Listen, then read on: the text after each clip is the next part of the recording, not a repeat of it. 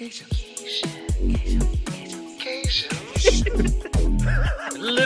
Gaysian. Literally Gaysian. This is Literally Gaysians, a podcast where two gay Asian guys, aka Gaysians, get real about their feelings and literally Gaysian stuff. I'm Ba-Ba-Bow. And I'm Chris. And our topic today is, everybody say clurb. Clurb. We're going back to the annals of history to chat about one of our favorite pastimes, going out to the clurb. Girl, it's pronounced annals. Is it though? Is it? Well, if y'all been listening, you know we ain't stay-at-home Gaysians. Quite the opposite, actually, as we're the doing too much going out Gaysians. And while we don't have any expertise on throwing or running parties or clubs, I have nearly 20 years of experience of going out. How about you, Chris? Oh my God, I got a late start on my club career. I used to nervously sneak into an 18-up club in the 90s, and it was outside of the city in a fancy suburb. And I would do the little stamping thing where I didn't have to pay, where you put somebody else's stamp on your wrist and lick it. Yeah, we were trashy. But I didn't really start clubbing until my 20s when I went to Asian lesbian clubs that my friends threw. And then when I started drinking in my 30s, I met you all when we first started going out. And so I think you got nearly 10 years more experience than me, but you helped me make up for lost time. Yeah, my first clubbing experience, a gay clubbing experience, I was 19. I had just come out, 20 maybe. And my friend, who was also gay, Cameron, hi Cameron if you're listening, he said, hey, do you want to go to a gay Asian club? It's called Game Boy. And it's at this club called Rage in West Hollywood, because I went to college in LA. And I never looked back. Everything just went on from there. I'm friends with a lot of people that I met there nearly 20 years ago. I still remember the big fat X that was written on my hand with a big Sharpie because I couldn't drink. I was 20, but I still snuck in little sips of my friends like AMF or Tokyo iced tea. I don't know why we drank that. I bet you missed those X's on your hand. I don't, but I definitely don't miss the Tokyo iced teas. I can smell the morning after breath or like the vomit that would come out of me after drinking so many of those at Rage. But a lot has changed since then. But I do think it wasn't until I got to San Francisco and met my current group of like chosen family that I really, really really embraced going out. You might say you raged. I raged through the last 20 years of my life. Oh my God, I still remember the first time I went to a Friday happy hour at Badlands in San Francisco. And, I hadn't been drinking. And so I didn't get socialized in talking to bartenders for those whole 10 years. And I ordered my first 2-for-1 special in the Castro. It was about 31. And I didn't understand that I was supposed to only order one drink. And then the second would come with it. And I left the bar with 4 drinks in my hand.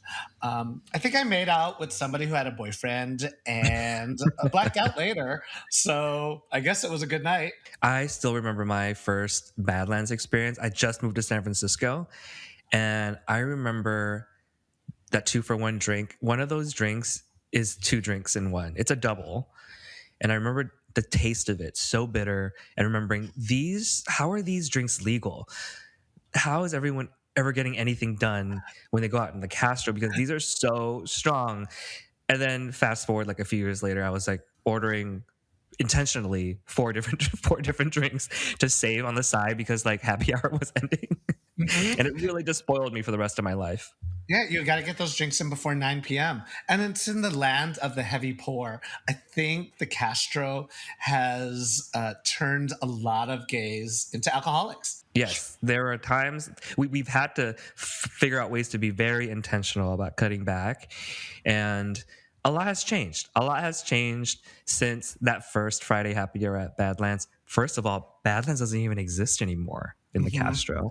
Thank the Lordus, because that owner, Les Notley, is a racist. Didn't multi ID'd black folks in the 2000s. Damn. So fuck him. Fuck him. And you know what? We still patronize the bar, so Yeah, we it's did. also on it's also on us. And I think we've also changed our relationship to going out as people in, as the New York Times would call it, our midlives. Our midlives. Is that the other term for elder millennials? I almost prefer elder millennial over midlife Yeah, yeah. adult. How's going out for you lately, like recently? Uh, it's strange because I think when we were going out, like in the before times, it was just what we did. It was so regular, and you didn't see the changes. And then with lockdown, like 3 years of not really going out, and then like plunging back into it, seeing the contrast of what was 3 years ago versus now, I've noticed even more how irrelevant I feel when going out. I'm 43 now, and there's like 23-year-olds just littering the dance floor with all of their glitter, and that used to be me. And it's strange not being like, I don't know, the so-called in crowd anymore. I still enjoy going out, and this was especially more revealing to me when I was in Taipei a few days ago. Mm-hmm. Everyone looked like they were 18, and it Mm-hmm. was themed back to school because it was Children's Day in Taipei or Taiwan. And Mm. everyone was wearing their white button down school uniforms. They literally looked like they were in high school. And I was probably the oldest person there. And, Asians don't raisin. And well, this one did, and none of them are. Nothing So makes you feel older than going to Taipei and going to G Star or Ferry. that's Ferry. where I was. I was at G Star. Exactly. Exactly. But you know what? When I went to G Star in January, there were still people kind of like post white parties thing in Taipei. So there were like age appropriate people for us.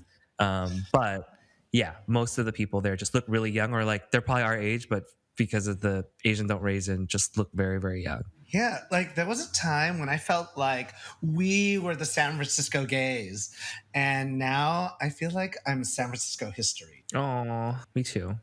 So a lot has changed, but we still go out. So what is the big draw? What is the why? Why do we like to go out? So Chris, why do you love loved and love to go out so I'm much? not, oh my god! As much as me and all of us complain about going out, um, I you know in the beginning, I just did it because that's what you were supposed to do. That's how you were supposed to meet people.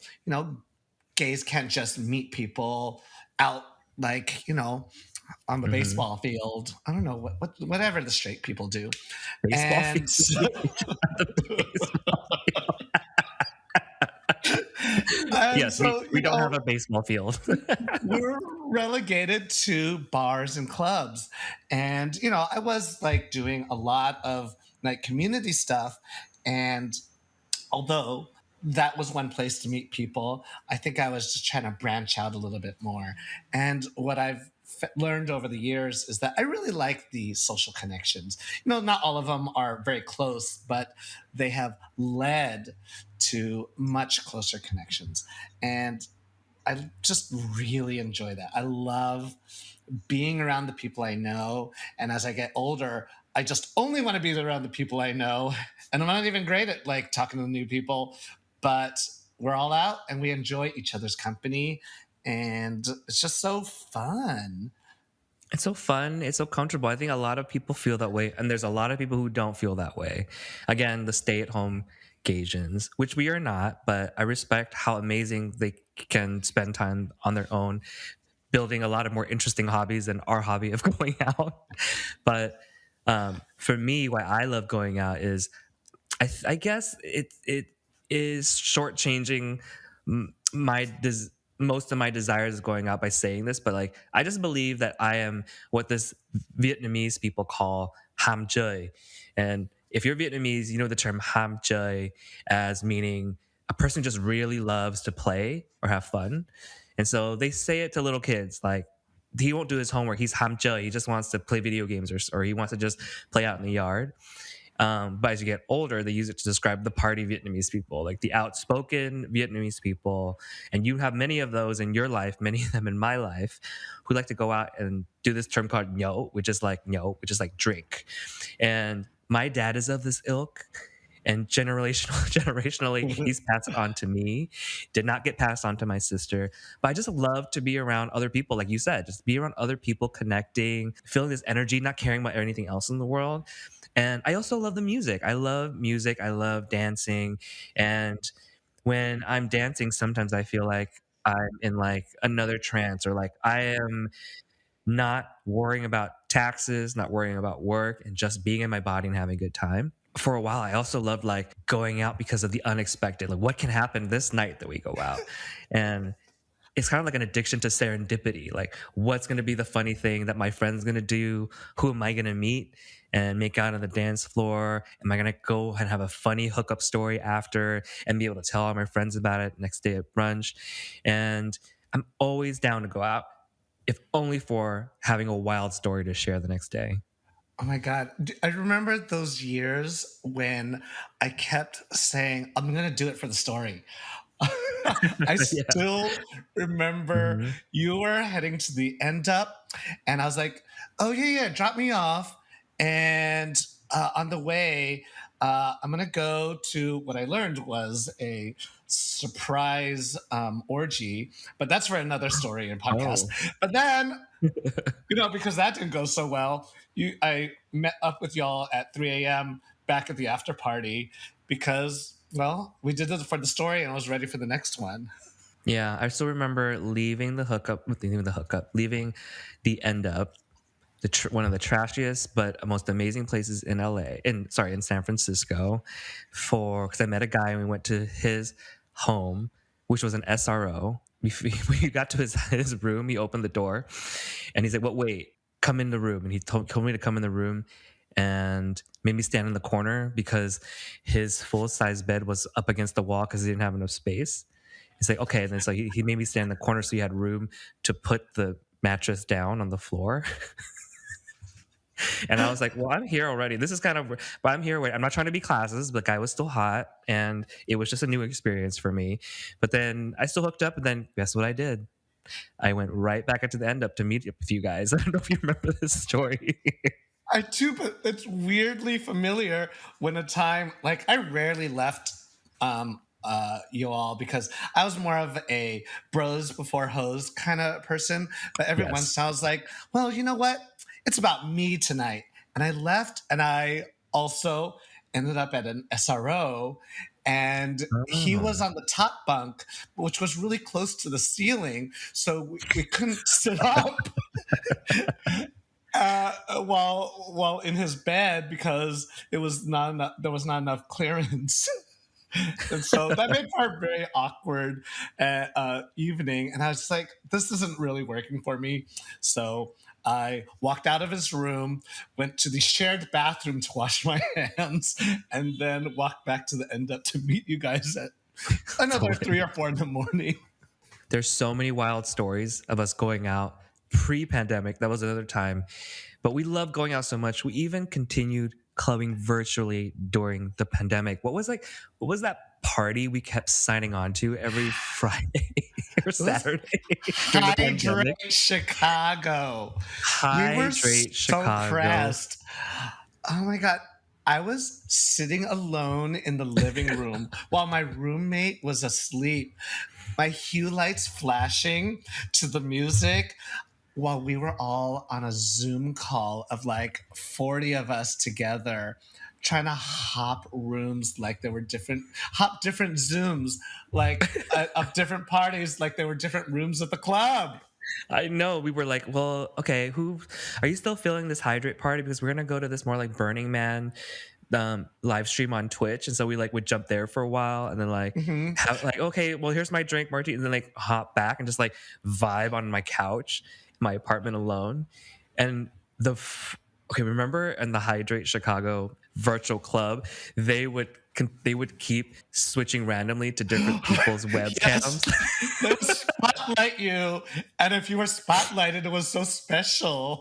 Yeah, or some people were not for it. They're like, okay, and they did like immediately turn off their camera. Or sometimes they would land on like this camera, and there was like 10 people in the living room, and they were like, oh And fuck, someone someone figured out that we're not quarantining, and they would like rush to find like the like turn camera off function. it was so easy to judge others, but everyone was doing what they could. I'm like, I'm just hoping nobody died from those things, but I still had so much fun. I mean, what else do we have to do? We are extroverts. That Yeah. was our life.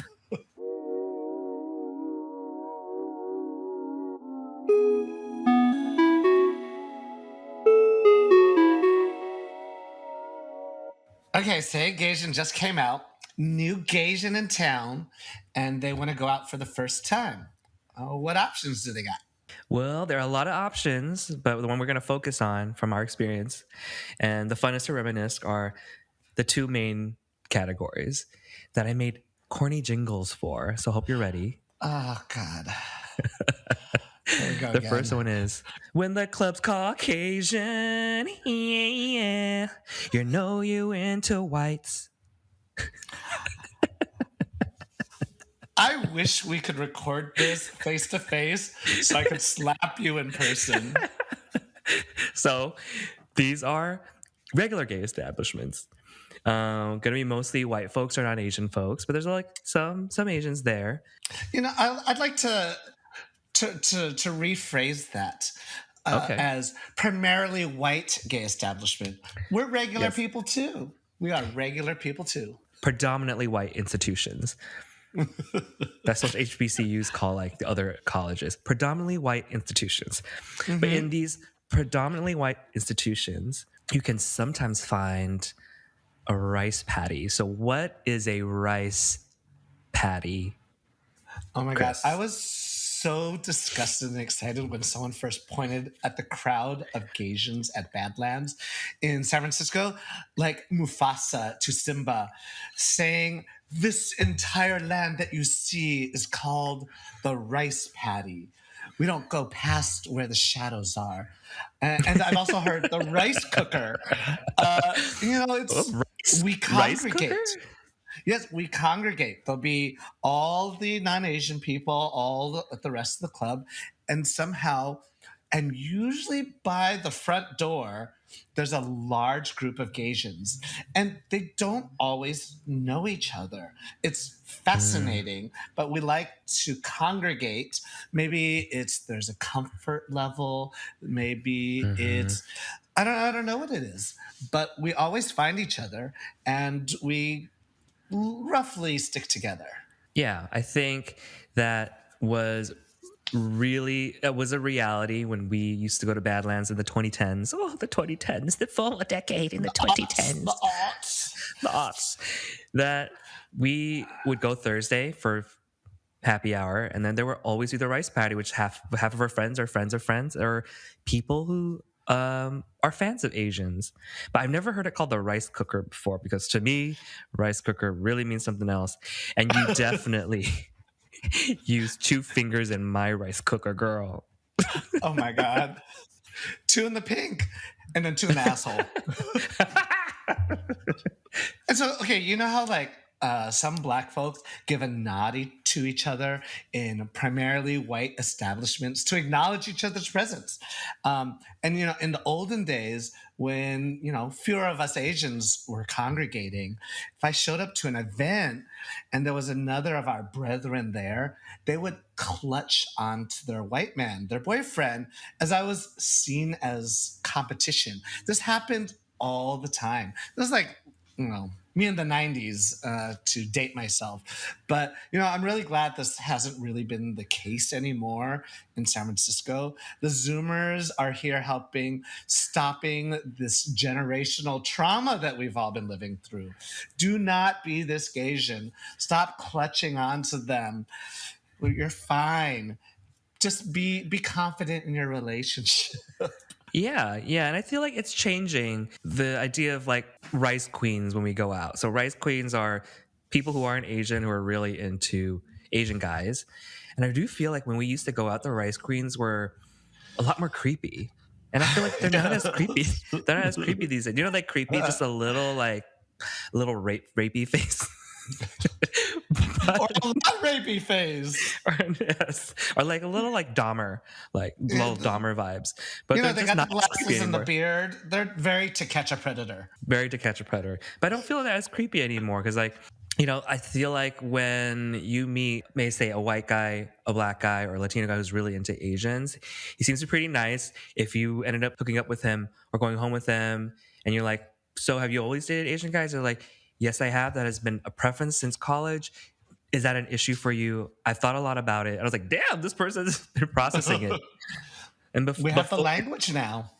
I know they have the language now. But I still remember like one time in the beginning of my time in San Francisco, I went home with a very handsome white man from Badlands.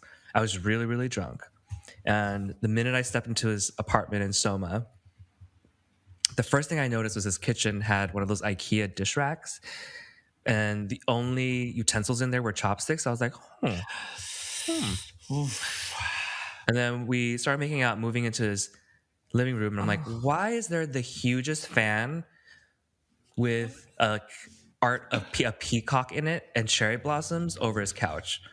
Where is this going? Oh no, this is actually a bona fide rice queen. And then he started to say, do you speak Mandarin? Because I speak Mandarin. And this was before like iPhones. I think his phone, his BlackBerry, or whatever, was like started ringing. His friend was calling him, and it was literally like dang dang dang dang dang dang dang. That's my drag name. Please welcome to the stage. Dang dang dang dang dang dang dang. Um, So I feel like and I feel like I never met these types of people in LA, but when I moved to San Francisco, I met so many of these types of rice queens. But they're not like that anymore. When you meet guys who have a preference for Asians, they seem to have read up a lot about it, process it, and be a lot less in general creepy about it. Although, we might be a little bit in a bubble in the coastal cities. We're a little bit spoiled by them. I think they still exist, but hopefully they're becoming more of the past. I mean, quite honestly, a rice queen is only creepy when they're not hot. Ain't that the fucking truth? When they're hot, all of a sudden, like, oh, he's so sweet. Oh, he's so nice. But when they're not hot, you're just like, well, I guess he's a creep. To Catch a Predator. To Catch a Predator. What is the other category? All right, so there's a jingle for this one too. So the first one is when the club is Caucasian. And this one is because it's 11:30 and the club is Gaysian. Gaysian. I already saw that one coming. Because it's 11:30.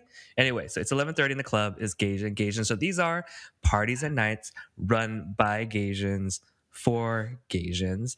They're parties like QT Nightlife, who has always been a huge supporter of this podcast. And they throw that Rise party in San Francisco. They throw Switch in LA that's happening tomorrow. There's also like these hipster queer Asian parties, more of a younger crowd, like Q&A in LA and Bubble Tea in New York. I want to go to those so bad. There's also so many that aren't even around anymore. That's what we grew up in.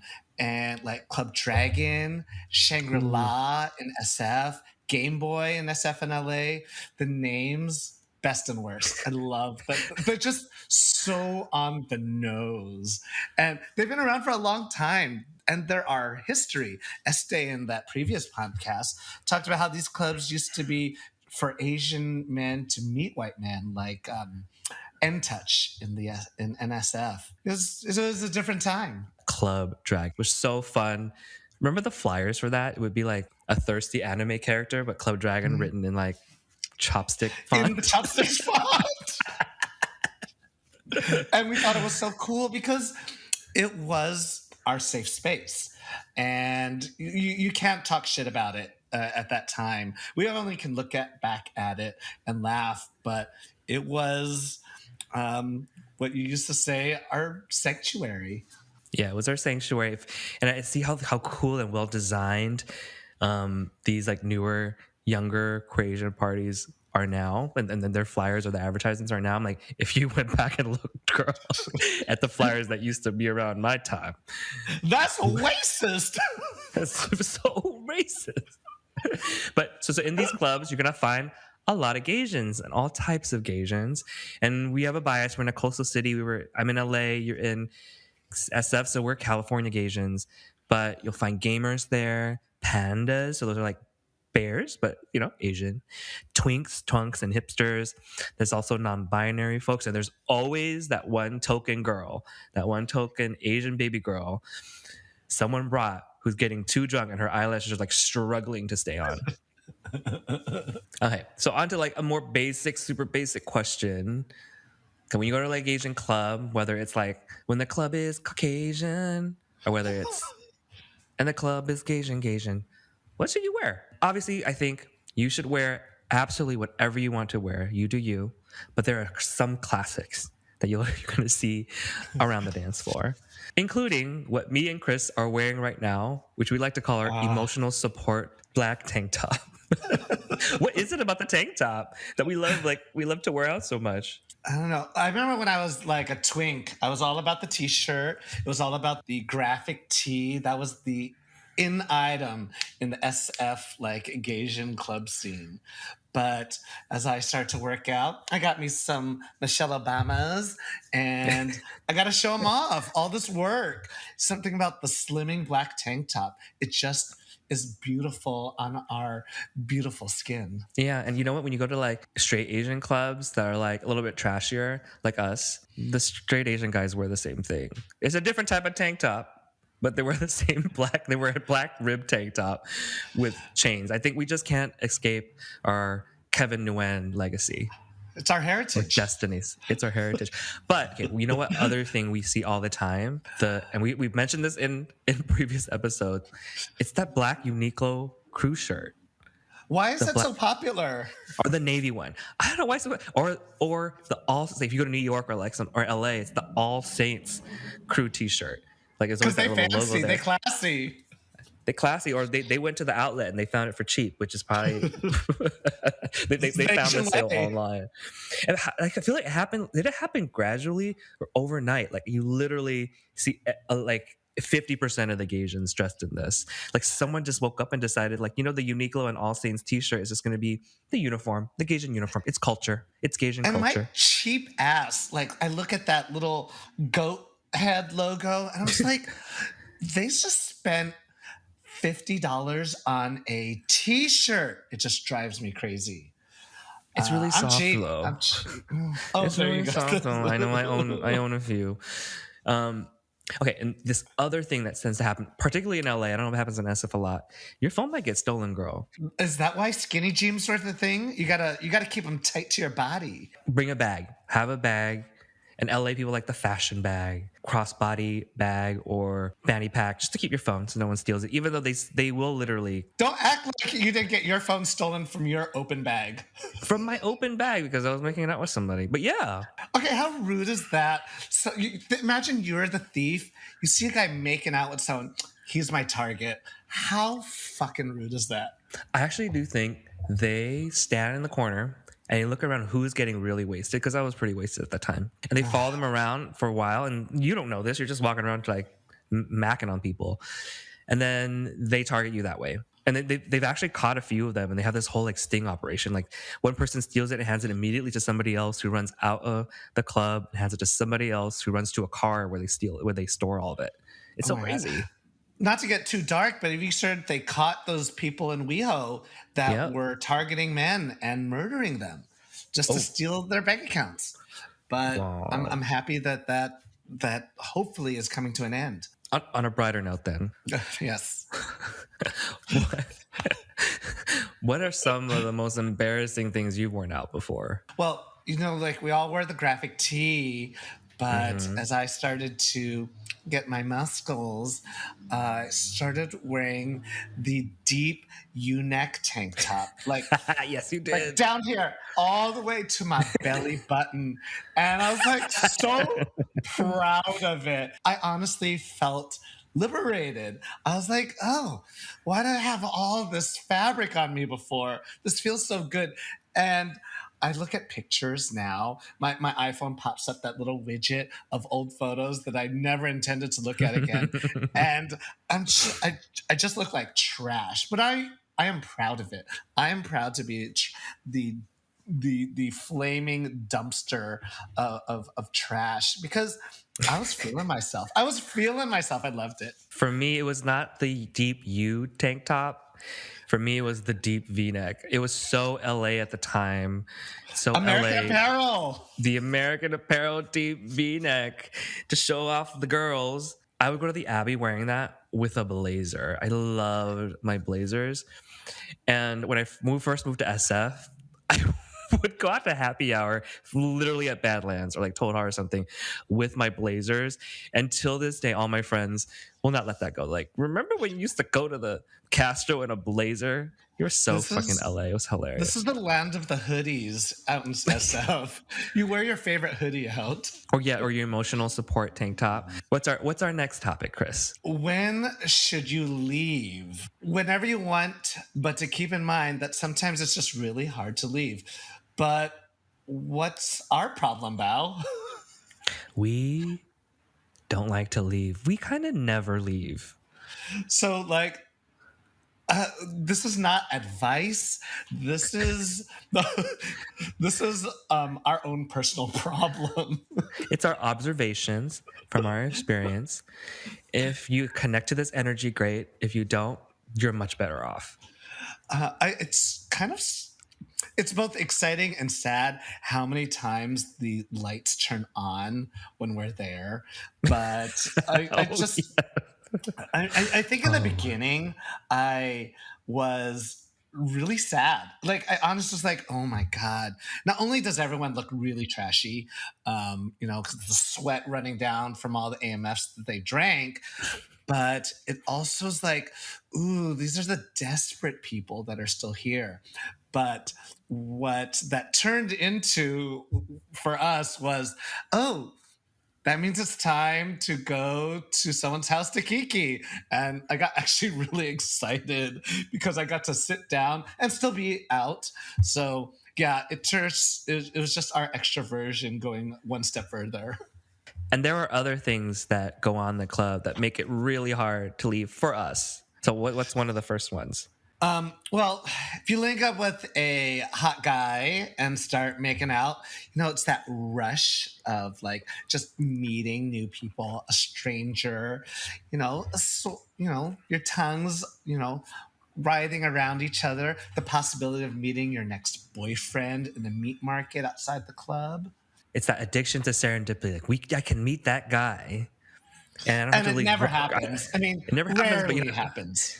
you can meet that guy without actually have to work for it. Like, you know, on Hinge and Tinder, you have to kind of work hard for it. Mhm. But like going to the club, it's like it's there, and it's if it's meant to be, it's going to happen. You have to believe and trust in the process. This is what gamblers say. This is a gambling addiction.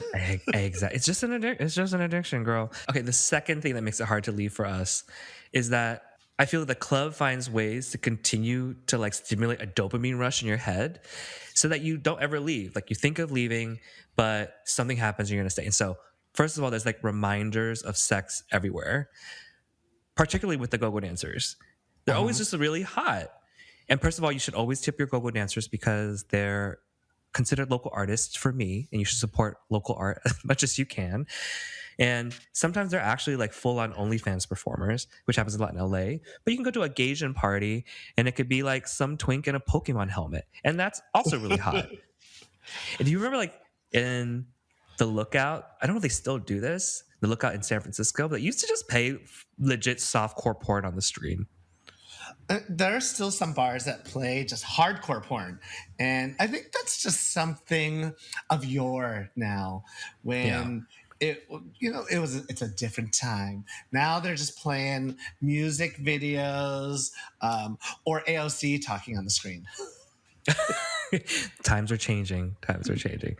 All right, what's the last thing that makes it hard to leave?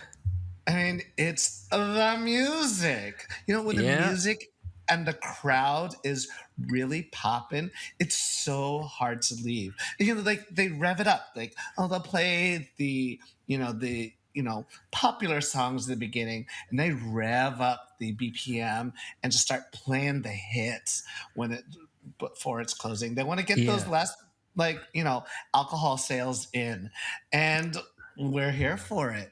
We're But so here for like I said, it's the dopamine rush. Like you can be like, mhm, I'm kind of getting tired. I'm gonna leave.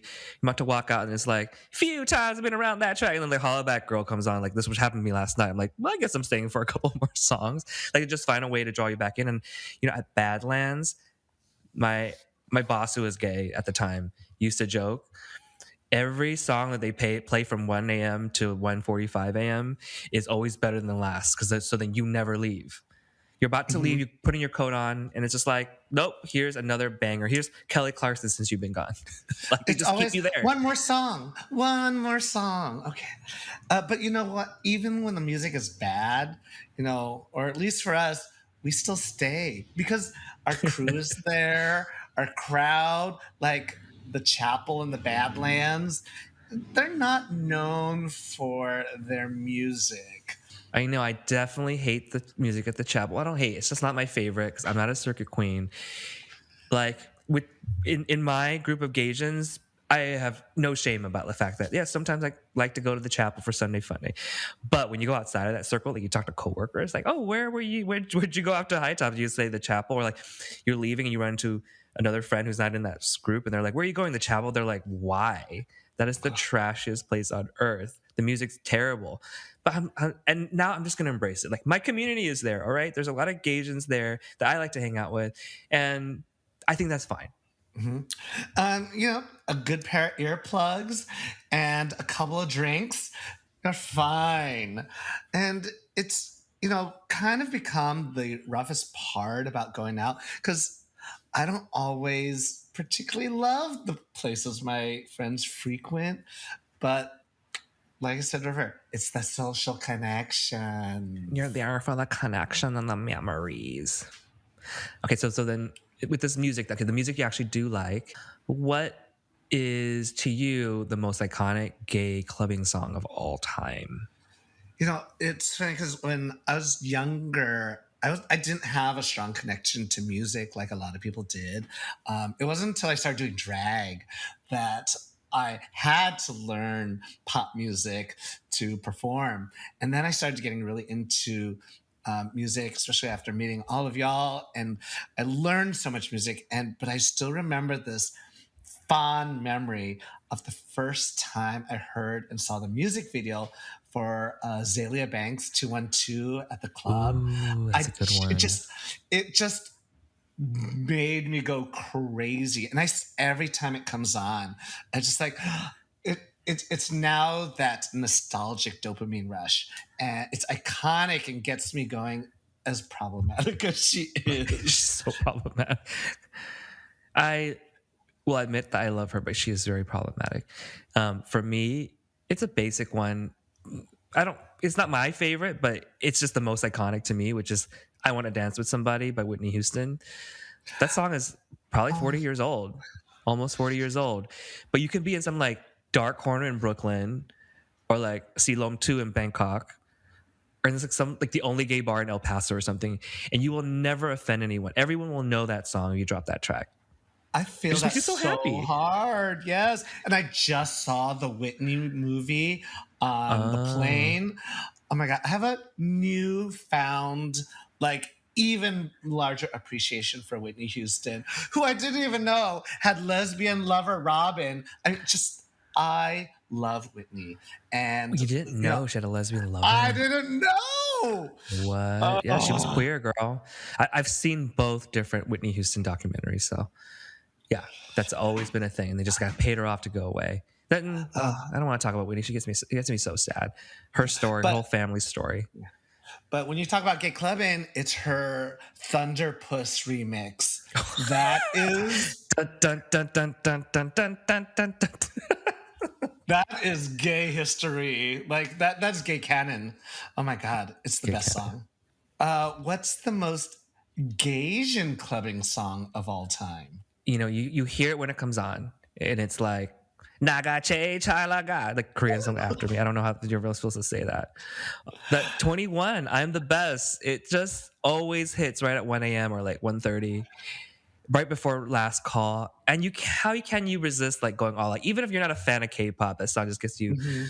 start like when you go like bam da ta ta ta ta ta ta ta ta ta bae, like it just gets that, just like revs that like momentum and like that energy up. I just love that song so much when it drops. And I've heard it drop in Korea, I've heard it drop in Thailand and Vietnam, in San Francisco, LA, and New York. Like it just always hits.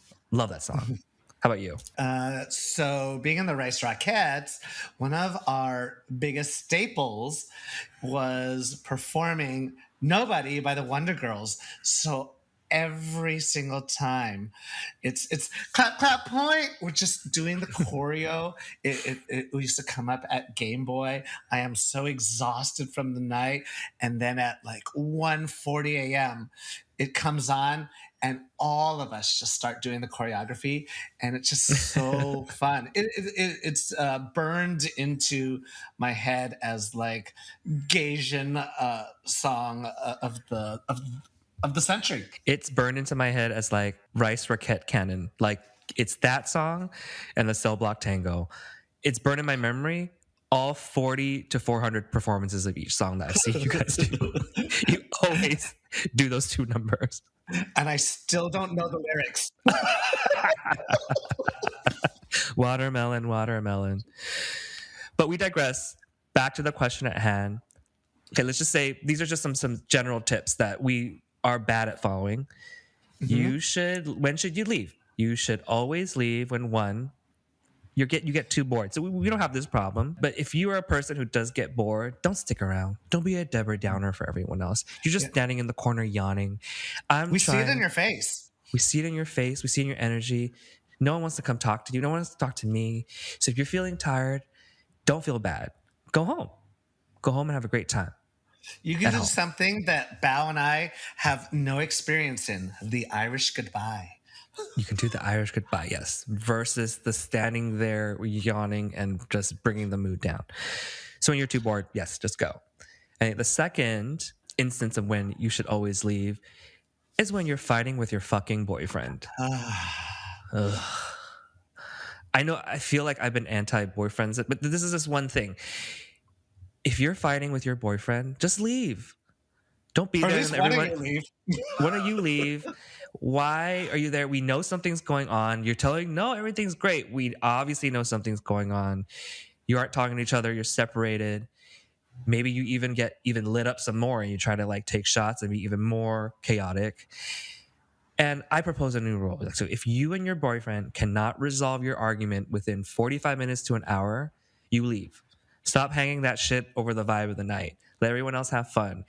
Go to couples therapy in the morning. Decide what you're going to talk through. But if you can't resolve it in 45 minutes to an hour, just leave. Yeah. Every time you say you're fine, everyone knows that you're not. Saying You I'm are not fine fine. 5 times in a row does not help. Or I'm fine. Let's take shots. And like, we never take shots. We know what's going on. So just try to resolve it. If not, go home. And yes, once in a while, we'll try to be a good friend and help you through it. But I've spent 20 years doing this, and so I don't want to do it anymore, girl. That's not my job. Okay, what's the last one, Chris? When should people leave? When you're too fucking drunk. Yes. But how do you know you're too drunk? Sometimes, your friends tell you. Sometimes your I mean, friends try to bring you home. Remember one time our friend got too drunk and I put him in Uber, and 5 minutes later, the Uber calls me. And it's like, you or your friend just ran away. I'm like, what do you mean he ran away? He opened the door to my car and he ran away. So your friend's not there. I'm like, well, I'm sorry. And our friend ran back. and then we look to the right and see his face walking by the window back into the To the bar. bar. What? No. When you're too drunk, go home. Go home. But the drunk part leads us to our next topic because it's not going out unless you have so many favorite messy memories. And so we don't have time to cover them all, but I think we have one memory to cover. What's your favorite messy going out memory, Chris? Oh God, it's almost like a lack of a memory. And deep in when I was doing a lot of drag, I had a long drag day. I was doing it almost every weekend, doing all day, all night, showing up for shows and fundraisers.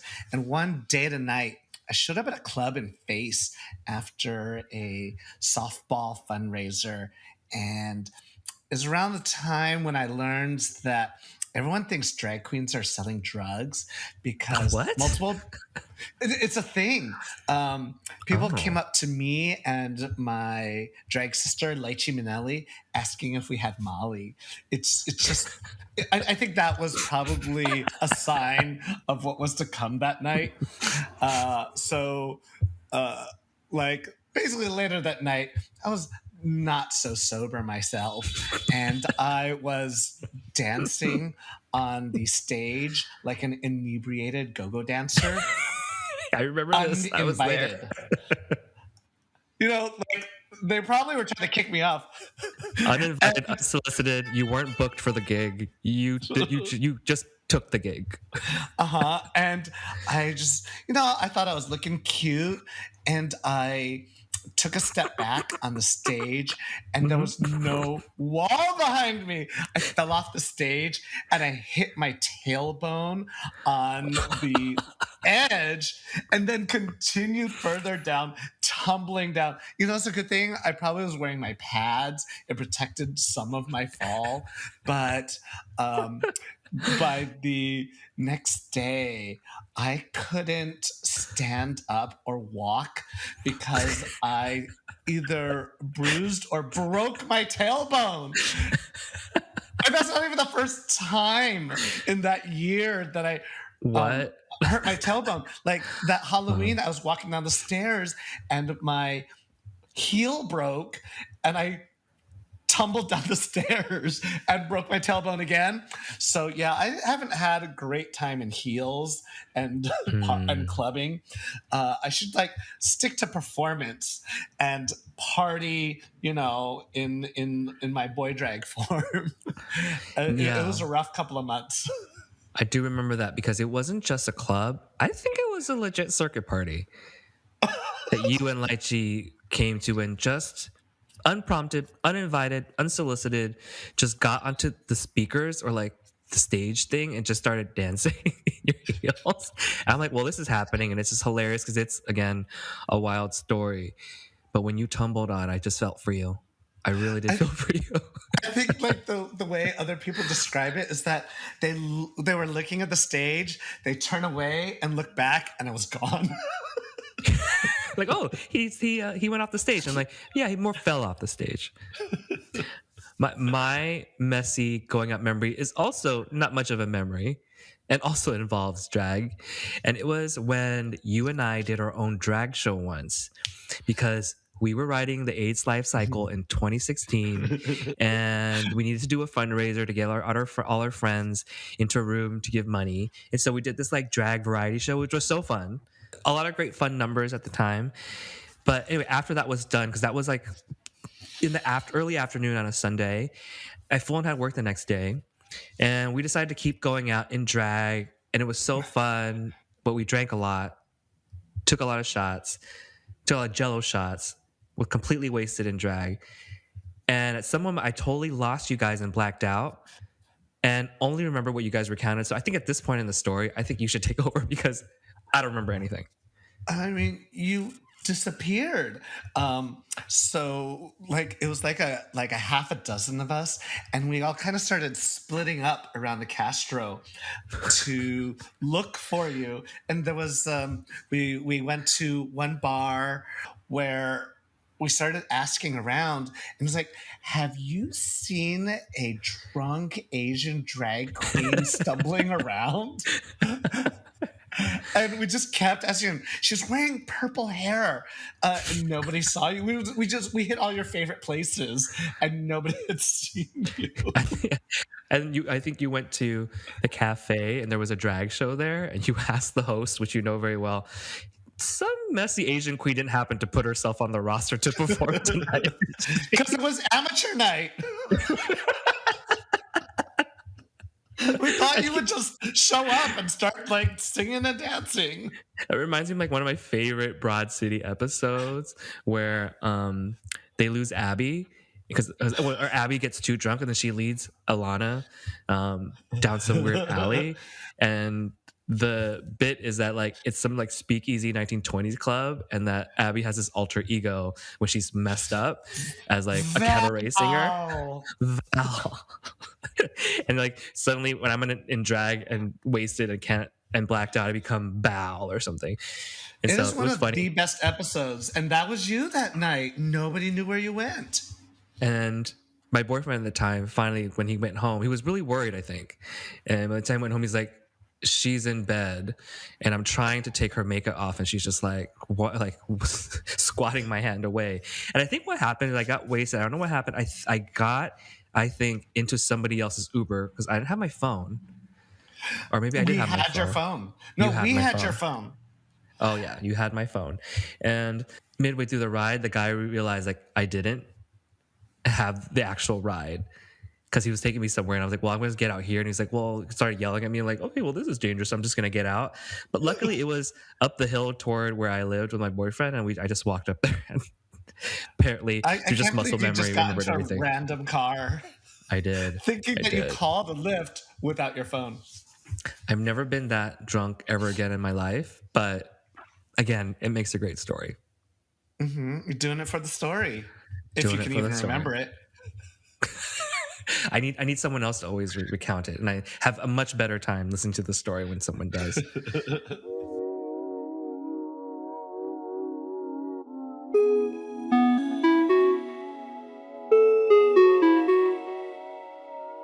But we spent a lot of time covering a lot of memories. But before it's time to wrap up, it's time to guess what? Time to be real. Be It's time to real. be real. So the part of our episode where we talk about our feelings, whatever's on our hearts, minds, or bussies. Chris, why don't you go first? I'll just talk about going out.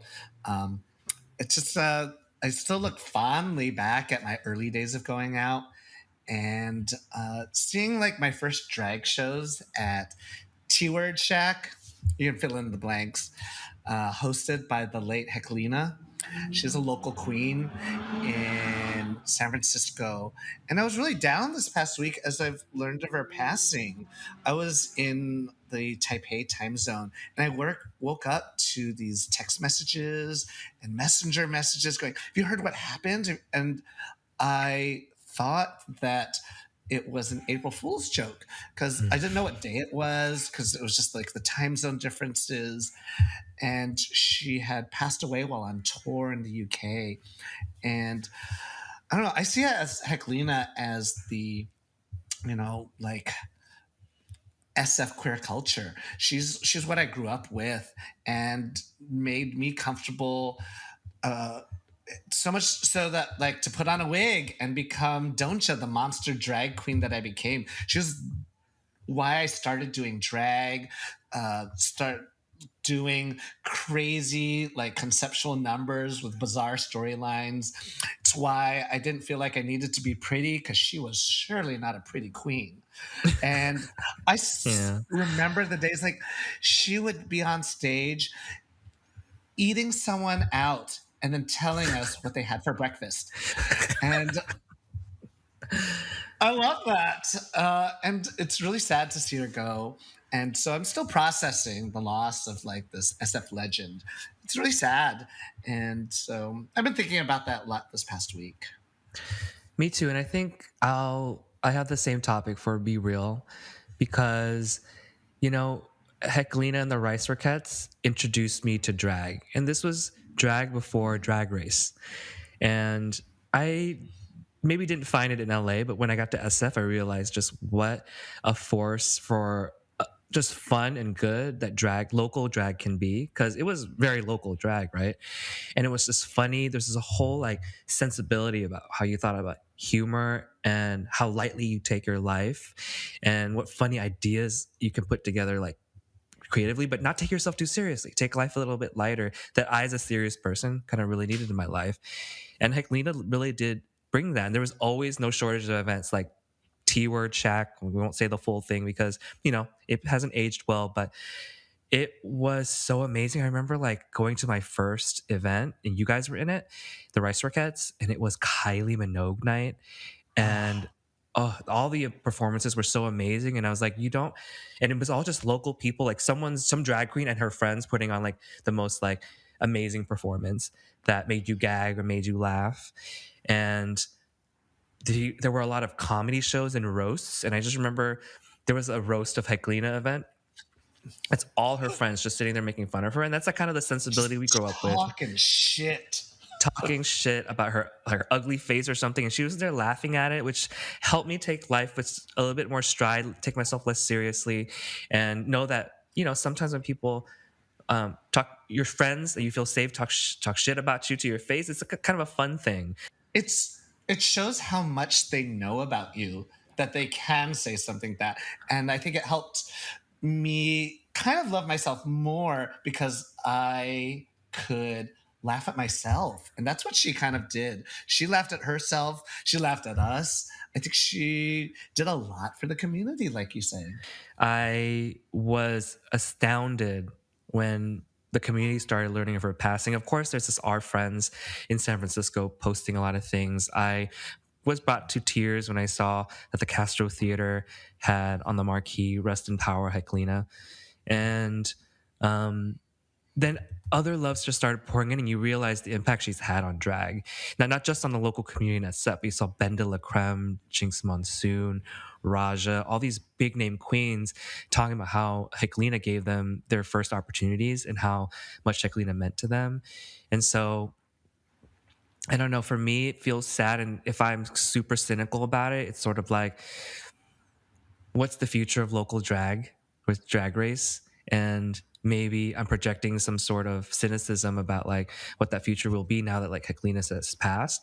But if I'm optimistic, it's sort of like, wow, look at her legacy. Look at all the Mhm. people who have come out to say how much Heclina meant to them. It's a lot of inspiration and motivation to keep local drag alive, and why local drag is an important space, and an inspiration for a lot of young queer people. Like Drag Race is great, and Drag Race reaches this huge audience and has really changed the world. But y'all, go support your local drag queens, and not just the drag queens that are on that show. Especially now with the drag bands, and Uh-huh. it just makes it that much more uh, depressing Mm-hmm. and drives me to do more. You've seen how I haven't, well, not even seen me doing drag lately, but I'm kind of getting that spark again. That spark Mm. to put my lipstick on wrong, get in front of an audience, and just make a damn fool of myself. And not groom a child. And not groom a child. That's for the Catholic Church to do. And you're gonna do it all in your fabulous 3-inch sneaker heels. Hey, I got some like fasciitis something, whatever they call it. So it's a medical thing. So I guess that's how we're going to close the episode. On that note, Rest in power, rest in glamour, Heclina. roast in power. Roast in power. Oh my god, I'll always remember that roast. And it was so fun reminiscing. There was a lot of wild nights that we have had. Speaking of going out, then, where are you going to go out tonight or this weekend, Chris? Well, I've got my my emotional support tank top on, and I'm gonna go to 1015 Folsom in San Francisco to see an up and coming lesbian tech house DJ duo Ooh. couple. I missed them in Costa Rica at the BPM festival, so I'm really excited to see them now. And yeah, we may do a lot of reminiscing, but we're still making more memories. Lesbian tech house DJ duo couple. This club has everything. Where are you going tonight? Maybe probably out to WeHo. I've been going to WeHo out for a lot for some reason, but saving myself for Coachella, which I'll see you in a couple of days at. You can always follow us at Literally Gaysians on Instagram and TikTok, and me at Bow Bow Bowser at Instagram. Where can they find you, Chris? Find me on Instagram at meetmesoutofmarket.chip. We'll see you in our next episode. Bye bye. See you later, everyone. Cause it's 11:30 and the club is Gaysian, Gaysian, Gaysian. Gaysian.